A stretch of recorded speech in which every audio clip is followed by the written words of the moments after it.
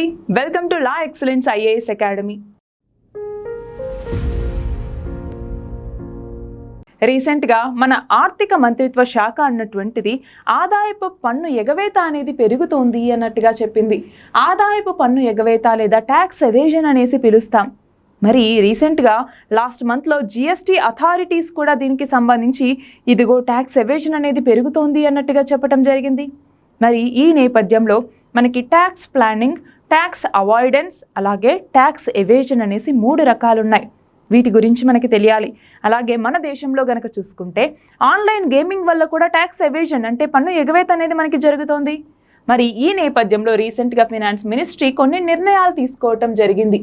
ఆ నిర్ణయాలు ఏంటి? ఆన్లైన్ గేమింగ్కి సంబంధించి, అలాగే డైరెక్ట్ ట్యాక్సెస్ పరంగా కూడా CBDT, central board of direct taxes అన్నటువంటిది పన్నుకి సంబంధించి అంటే ట్యాక్సెస్కి సంబంధించి ఆన్లైన్ గేమింగ్లో కొన్ని రూల్స్ని తీసుకొచ్చింది. అవి మనకి తెలియాలి. అలాగే జిఎస్టీ అంటే ఏంటి, జిఎస్టీ కౌన్సిల్ అంటే ఏంటి, ఇవి మనకి తెలియాలి. ఎకానమీ పరంగా ట్యాక్స్ అన్నటువంటిది చాలా ఇంపార్టెంట్ టాపిక్. మరి ఈ ట్యాక్స్ ఎవేజన్కి సంబంధించి ఇక్కడ ప్రిలిమ్స్లో, మెయిన్స్లో క్వశ్చన్స్ ఎలా అడగచ్చు, ఇవన్నీ ఈ వీడియోలో చూద్దాం. చూడండి, అసలు ఏ నేపథ్యంలో మనం దీని గురించి చదువుకుంటున్నాము అంటే ఈ ఆర్థిక సంవత్సరం అక్టోబర్లో జిఎస్టీ అథారిటీస్ ఏమని కనుగొన్నారు అంటే చూడండి, 1.51 లక్షల కోట్ల రూపాయలు ఇలా ట్యాక్స్ ఎవేజన్కి గురైంది అన్నట్టుగా అంచనా వేయటం జరిగింది.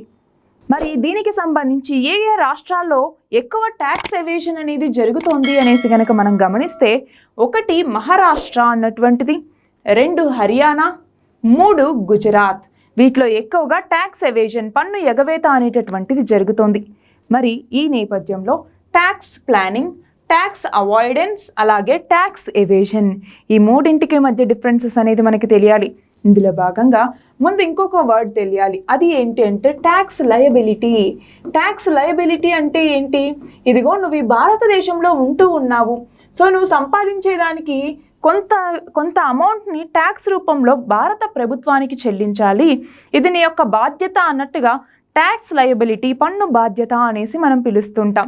ఇది ఇంత అమౌంట్ అనేసి ఉంటుంది, అది సంపాదించే ప్రతి ఒక్కరి మీద ఈ ట్యాక్స్ లయబిలిటీ అనేది ఉంటుంది. అయితే దీనికి సంబంధించి అంటే పన్ను బాధ్యత, ఇంత పన్ను కట్టాలి అన్నట్టుగా ఉంటుందన్నమాట. అలా పన్ను కట్టేటప్పుడు ఇదిగో నేను వేరే దానికి ఇంత ఖర్చు పెట్టాను, సో దీనికి నేను ట్యాక్స్ కట్టలేను అన్నట్టుగా కొంత మనము ఆ ట్యాక్స్ని తగ్గించుకుంటూ, ప్లాన్ చేసుకుంటూ ట్యాక్స్ని తక్కువ కట్టేలాగా చేసుకుంటాం. దాన్నే ట్యాక్స్ ప్లానింగ్ అనేసి పిలుస్తాం. ఇది లీగల్. సో దీన్ని వైలేషన్ అనేది ఇందులో ఏది ఉండదు రూల్స్ని, కాబట్టి ఇందులో పనిష్మెంట్ కూడా ఉండదు. రెండవది ట్యాక్స్ అవాయిడెన్స్ అంటే ఏంటి? చట్టంలో ఉన్న కొన్ని లూప్ హోల్స్ని యూజ్ చేసుకుని మనం తక్కువ ట్యాక్స్ని పే చేసుకునేలాగా చేయటం, దాన్నే ట్యాక్స్ అవాయిడెన్స్ అనేసి పిలుస్తాము. అయితే ఇక్కడ ఏంటి, ఒకవేళ ఆ చట్టంలో లూప్ హోల్స్ వరకు సరే, కానీ రూల్స్ని అతిక్రమిస్తే ఇక్కడ ఫైన్ అనేది పడటం, జైలు శిక్ష లాంటివి అనుభవించాల్సి ఉంటుంది. సో ఇది కూడా లీగలే, కానీ ఎంతవరకు? రూల్స్ని అతిక్రమించినంత వరకు. అలాగే ట్యాక్స్ ఎవేజన్ అంటాం, పన్ను ఎగవేత. ఇది ఇల్లీగల్. అంటే ఏంటి? అసలు ట్యాక్స్ కట్టకుండా అవాయిడ్ చేయటం అనమాట. సో ఇది ఇల్లీగల్ కాబట్టి ఎవరైనా ట్యాక్స్ ఎవేజన్కి గురైతే వాళ్ళు పనిష్మెంట్ని భరించాల్సి ఉంటుంది. అందులో ఫైన్ కావచ్చు, జైలు శిక్ష కావచ్చు. ట్యాక్స్ ఎవేజన్లోకి వచ్చేసరికి ఒకవేళ గుర్తిస్తే ఖచ్చితంగా పనిష్మెంట్ అనేది ఉంటుంది, ఎందుకంటే ఇల్లీగల్ కాబట్టి. సో ఇక్కడ ఒక్కసారి చూడండి, ట్యాక్స్ ఎవేజన్, ట్యాక్స్ అవాయిడెన్స్, అలాగే ట్యాక్స్ ప్లానింగ్కి సంబంధించిన డిఫరెన్సెస్ చూస్తే, ట్యాక్స్ ప్లానింగ్ చూడండి, ట్యాక్స్ ఎఫిషియన్సీని ఎన్ష్యూర్ చేసుకునేలాగా లీగల్గా ప్రొసీడ్ అవ్వటం. సో లీగల్గానే చేస్తారు కాబట్టి ఎలాంటి పనిష్మెంట్స్ కూడా ఉండవు. అదే ట్యాక్స్ అవాయిడెన్స్ అంటే ట్యాక్స్ని తగ్గించుకోవటం, ఇది కూడా లీగలే, కానీ చట్టంలో ఉన్నటువంటి లూప్ హోల్స్ని యూజ్ చేసుకోవటం. సో ఒకవేళ రూల్స్ని అతిక్రమిస్తే వీళ్ళకి పనిష్మెంట్ అనేటటువంటిది ఉంటుంది. మరి ట్యాక్స్ ఎవేజన్ అంటే ఏంటి? అసలు ట్యాక్స్ అనేటటువంటిది పే చేయకుండా ఉండటం, దీన్ని ఇల్లీగల్గా మనం చెప్తాము, చట్ట వ్యతిరేకం. దీనికి పనిష్మెంట్ అన్నటువంటిది ఉంటుంది. సో ఇది గుర్తుంచుకోవాలి. మరి రీసెంట్గా చూసుకుంటే 2022, 23 అలాగే 2023, 24 ఆర్థిక సంవత్సరాల్లో ఇప్పటిదాకా దాదాపు 1.12 లక్షల కోట్లు ఇలా ట్యాక్స్ ఎవేజన్కి గురైంది అన్నట్టుగా అంచనా వేస్తూ దాదాపు చాలా ఆన్లైన్ కంపెనీస్కి చూడండి 71 వరకు షోకాజ్ నోటీసులని జారీ చేయటం జరిగింది. షోకాజ్ నోటీస్ అంటే ఏంటి? ఏదైనా ఒక విషయానికి సంబంధించి అబ్నార్మాలిటీ అక్కడ ఉంది అంటే, ఇదిగో ఎందుకు ఇలా జరిగింది, మీరు కారణం చూపించండి అని అడగటానికి జారీ చేసేటటువంటిదే ఈ షోకాజ్ నోటీస్ అన్నటువంటిది. ఇప్పుడు జిఎస్టీ ఎవేజన్ అనేటటువంటిది జరిగింది అన్నట్టుగా సస్పెక్ట్ చేసి ఈ ఆన్లైన్ గేమింగ్ కంపెనీస్కి ఈ యొక్క షోకాజ్ నోటీసులను జారీ చేయటం జరిగింది. మరి ఇక్కడ గమనిస్తే ఆన్లైన్ గేమింగ్కి సంబంధించి జిఎస్టీ చట్టంలో కొన్ని మార్పులు తీసుకురావటం జరిగింది. దీని ప్రకారం ఏంటి, మన భారతదేశంలో ఆన్లైన్ గేమ్స్ ఏవైతే అవైలబుల్గా ఉంటున్నాయో ఆ కంపెనీస్ అన్నీ కూడా మన భారతదేశంలో తప్పనిసరిగా ఈ సంవత్సరం అక్టోబర్ 1 నుంచి రిజిస్టర్ చేసుకొని తీరాలి.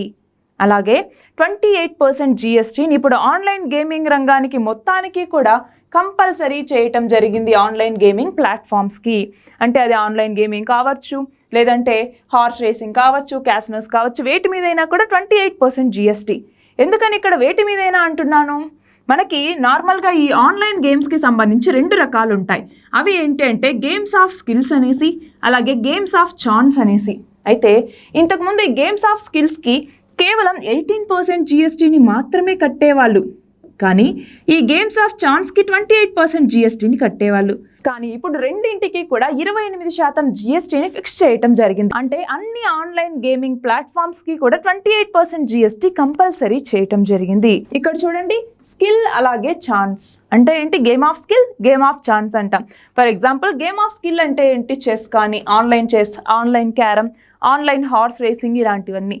గేమ్ ఆఫ్ ఛాన్స్ అంటే ఏంటి, గ్యాంబ్లింగ్ కావచ్చు, రాఫిల్ కావచ్చు, స్వీప్ స్టేక్ కావచ్చు, ఇలాంటివన్నీ కూడా గేమ్స్ ఆఫ్ ఛాన్స్ అనేసి పిలుస్తాం. అంటే ఇక్కడ గేమ్స్ ఆఫ్ స్కిల్స్ అంటే ఏంటి, మన యొక్క నాలెడ్జ్ని టెస్ట్ చేసేలాగా ఉండే ఆన్లైన్ గేమ్స్ని గేమ్స్ ఆఫ్ స్కిల్ అనేసి పిలుస్తాం. అదే మన అదృష్టాన్ని పరీక్షించుకునేలా ఉన్నటువంటి వాటిని మనం గేమ్స్ ఆఫ్ ఛాన్స్ అనేసి పిలుస్తూ ఉంటాము. సో ఇంతకుముందు దీని మీదేమో 18% జిఎస్టీ ఉండేది, దీని మీదేమో 28% జిఎస్టీ ఉండేది. కానీ ఇప్పుడు రెండింటికి కూడా 28% జిఎస్టీని చేయటం జరిగింది. ఇది గుర్తుంచుకోవాలి. అలాగే CBDT, central board of direct taxes అన్నటువంటిది కూడా ఆన్లైన్ గేమింగ్కి సంబంధించి కొత్త ట్యాక్స్ రూల్స్ని తీసుకొచ్చింది. దీని ప్రకారం ఏంటి, ఇక్కడ చూడండి, TDS, tax deduction at source అనేసి పిలుస్తాం. ఇందాక అనుకున్నామా ట్యాక్స్ లయబిలిటీ అనేసి, అంటే పన్ను బాధ్యత, ఇంత పన్ను చెల్లించాలి ఇంత ఆదాయం వస్తే అనేసి. సో అలా ఆదాయం వచ్చేటప్పుడే కొంత పన్నుని కట్ చేసుకోవటం జరుగుతుంది మన దాంట్లోంచి. దాన్నే ట్యాక్స్ డిడక్షన్ అట్ సోర్స్ అనేసి పిలుస్తాం. అలా ఈ ఆన్లైన్ గేమ్స్కి 100 రూపాయల లోపు గనక మీకు మనీ వచ్చిందనుకోండి, దాని మీద ఎలాంటి టీడీఎస్ అనేది కట్ అవ్వదు.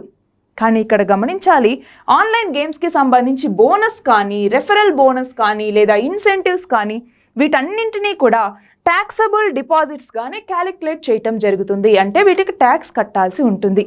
అలాగే నెట్ విన్నింగ్స్, ఇది గుర్తుంచుకోవాలి. నెట్ విన్నింగ్స్ అంటే ఏంటి, ఈ ఆన్లైన్ గేమింగ్స్కి సంబంధించి మనకి ఎంత డిపాజిట్ అయ్యింది మన అకౌంట్లో, ఎంత విత్డ్రాయల్స్ అనేవి జరిగాయి, ఎంత బ్యాలెన్స్ అనేటటువంటిది మన అకౌంట్లో ఉంది అన్నట్టుగా దీన్నే నెట్ విన్నింగ్స్ అంటాం. ఈ నెట్ విన్నింగ్స్ మీద ఆన్లైన్ కంపెనీస్ అన్నటువంటివి 30% ట్యాక్స్ని ఇప్పుడు పే చేయాల్సి ఉంటుంది.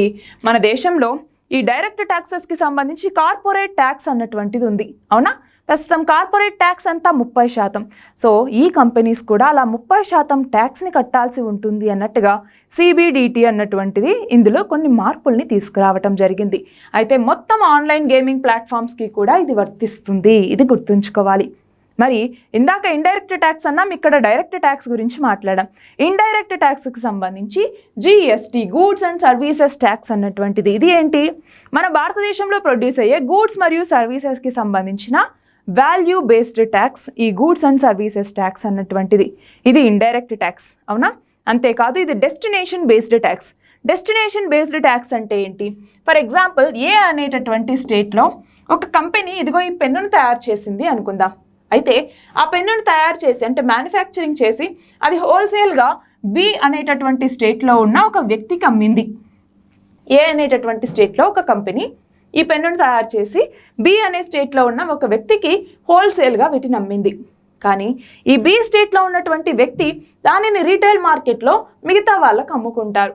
సో ఫైనల్గా ఎప్పుడైతే అమ్మకం అనేది జరుగుతుందో దాని మీద మనకి ఈ ఇండైరెక్ట్ ట్యాక్స్ జిఎస్టీ అన్నటువంటిది కట్టాల్సి ఉంటుంది. సో మరి ఏ స్టేట్కి వెళ్తుంది ఆ జిఎస్టీ అన్నటువంటిది, ఈ బి అనే స్టేట్లో ఎక్కడైతే చివరిగా ఈ యొక్క అమ్మకం అనేది జరుగుతుందో ఆ స్టేట్కి వెళ్తుంది. కాబట్టి దీనిని డెస్టినేషన్ బేస్డ్ ట్యాక్స్ అనేసి పిలుస్తాం. అంటే ఎక్కడైతే దీని అమ్మకం అనేది జరుగుతుందో అక్కడ ట్యాక్స్ అనేది వస్తుంది, కానీ ప్రొడ్యూస్ అయినటువంటి స్టేట్కి రాదు. అందుకే డెస్టినేషన్ బేస్డ్ ట్యాక్స్ అనేసి పిలుస్తాం. అయితే దీనిని చూడండి 2016వ సంవత్సరంలో 101వ రాజ్యాంగ సవరణ చట్టం ప్రకారం తీసుకురావటం జరిగింది. కానీ ఎప్పుడు ఇది ఇంప్లిమెంటేషన్లోకి వచ్చింది? 2017వ సంవత్సరం జూలై 1వ తేదీన. అందుకే మనం జూలై 1ని ఏమని పిలుస్తాము? జిఎస్టీ డే లేదా goods and services tax day అనేసి పిలుస్తాము. సో దీని యొక్క ప్రిన్సిపల్ చూడండి, 1 నేషన్ 1 ట్యాక్స్ అంటే ఏంటి? ఇండైరెక్ట్ ట్యాక్సెస్ అన్నింటికి కూడా ఒకటే ట్యాక్స్ అనేది వాటన్నింటి ప్లేస్లో తీసుకురావాలనేటటువంటి లక్ష్యంతో దీన్ని తీసుకొచ్చారు. మరి ఈ జిఎస్టీకి సంబంధించి ఎన్ని రకాలు ఉన్నాయి చూడండి. మొత్తం 3 రకాలుగా వీటిని క్లాసిఫై చేస్తాము. 1 సిజిఎస్టీ లేదా సెంట్రల్ జిఎస్టీ అంటాం, 2 ఎస్జిఎస్టీ లేదా స్టేట్ జిఎస్టీ అంటాం, 3 ఐజిఎస్టీ ఇంటిగ్రేటెడ్ జిఎస్టీ అంటే రాష్ట్రాల మధ్య జరిగేటటువంటి ట్రేడ్కి ఈ ఇంటిగ్రేటెడ్ జిఎస్టీని వేయటం జరుగుతుంది. అయితే ఇక్కడ మనం గమనించాలి, మనం ప్రతి మంత్ కూడా ఇదిగో ఈ నెల జిఎస్టీ వసూళ్ళు అనేవి ఇంతగా నమోదయ్యాయి అనేసి వింటూ ఉంటాం, అవునా? ఆ జిఎస్టీ వసూళ్లలో వీటితో పాటు ఇంకొక కాంపోనెంట్ని కూడా యాడ్ చేయటం జరుగుతుంది. సో ఆ కాంపోనెంట్ ఏంటి? ఇది మీరు ఆన్సర్ చేయండి. అయితే దీనికి సంబంధించి ఇంకొకటి నేను చెప్తానండి. నార్మల్గా మనం ఒక మంత్కి సంబంధించి జిఎస్టీ వసూళ్లలో చూసుకుంటే నార్మల్గా ప్యాటర్న్ ఎలా ఉంటుంది అనేసి మనం గమనిస్తే, ఫస్ట్ వీటిలో ఐజిఎస్టీ ఇంటిగ్రేటెడ్ జిఎస్టీ అన్నటువంటిది వీటన్నిటిలో ఎక్కువ వసూళ్ళు అనేవి వస్తాయి నార్మల్గా. దాని తర్వాత 2వ స్థానంలో స్టేట్ జిఎస్టీ అన్నటువంటిది ఉంటుంది, ఎస్జిఎస్టీ. దాని తర్వాత ఎక్కువగా ఈ సిజిఎస్టీ సెంట్రల్ జిఎస్టీ ట్యాక్సెస్ అనేవి ఎక్కువ వసూళ్ళు అనేవి అవుతాయి. దాని తర్వాత ఇప్పుడు నేను క్వశ్చన్ అడిగినటువంటి ఈ కాంపోనెంట్ ఏదైతే ఉందో దాని వసూళ్ళు అనేవి చివరిగా ఉంటాయి. సో మొత్తం 4 కాంపోనెంట్స్ని మనం ప్రతి మంత్ జిఎస్టీ వసూళ్లలో భాగంగా క్యాలిక్యులేట్ చేయటం జరుగుతుంది. మరి ఈ జిఎస్టీకి సంబంధించి ఏవైనా ఇష్యూస్ వచ్చినా లేదా వేరియస్ జిఎస్టీ స్లాబ్స్ అనేవి ఉన్నాయి మనకి, వాటన్నింటినీ నిర్ణయించేది ఎవరు అంటే జిఎస్టీ కౌన్సిల్ అన్నటువంటిది. ఇది రాజ్యాంగబద్ధంగా ఏర్పాటైనటువంటి సంస్థ. మన రాజ్యాంగంలో ఉన్నటువంటి ఆర్టికల్ 279A కింద ఇది ఏర్పడింది. మరి ఈ జిఎస్టీ కౌన్సిల్ని ఏర్పాటు చేసే అధికారం ఎవరికి ఉంటుంది అంటే రాష్ట్రపతికి ఉంటుంది, ప్రెసిడెంట్కి ఉంటుంది. ఈ జిఎస్టీ కౌన్సిల్ అన్నటువంటిది మన దేశంలో గూడ్స్ అండ్ సర్వీసెస్ ట్యాక్స్ని ఇంప్లిమెంట్ చేయడానికి సంబంధించి రికమెండేషన్స్ ఇవ్వడానికి సంబంధించి ఉండేటటువంటి ఒక సంస్థ. ఇది గుర్తుంచుకోవాలి. మరి దీనికి సంబంధించి ఇదిగో ఒక ప్రిలిమ్స్ క్వశ్చన్, ఒక మెయిన్స్ క్వశ్చన్ ఇస్తున్నాను, ఒక్కసారి చూడండి. సో ఇవాళ మనం ఏం డిస్కస్ చేసుకున్నాము? రీసెంట్గా ఆర్థిక శాఖ ఆదాయపు పన్ను ఎగవేత అనేది పెరుగుతోందన్నట్టుగా చెప్పింది. సో ఏ రాష్ట్రాల్లో ఇది ఎక్కువగా ఉంది అని చూసాం. అలాగే ట్యాక్స్ ప్లానింగ్కి, ట్యాక్స్ అవాయిడెన్స్కి, ట్యాక్స్ ఎవేజన్కి మధ్య డిఫరెన్సెస్ ఏంటని చూసాం. ట్యాక్స్ ఎవేజన్కి సంబంధించి ఆన్లైన్ గేమింగ్ రంగంలో కూడా ఎక్కువ ఈ ఎగవేత అనేటటువంటిది జరుగుతోంది అన్నటువంటి నేపథ్యంలో ఏమేం చేంజెస్ తీసుకొచ్చారన్నటువంటిది చూసాం. సిబిడిటీ కూడా తన ట్యాక్స్ రూల్స్లో ఎలాంటి చేంజెస్ అనేవి ఆన్లైన్ గేమింగ్ రంగానికి తీసుకొచ్చింది అన్నటువంటిది చూసాం. అలాగే జిఎస్టీ అంటే ఏంటి, ఎన్ని రకాలు, అలాగే జిఎస్టీ కౌన్సిల్కి సంబంధించి చూసాం. అలాగే ప్రిలిమ్స్లో, మెయిన్స్లో క్వశ్చన్స్ ఎలా అడగచ్చు అన్నటువంటిది వీడియోలో చూసాం. All the very best and thank you very much.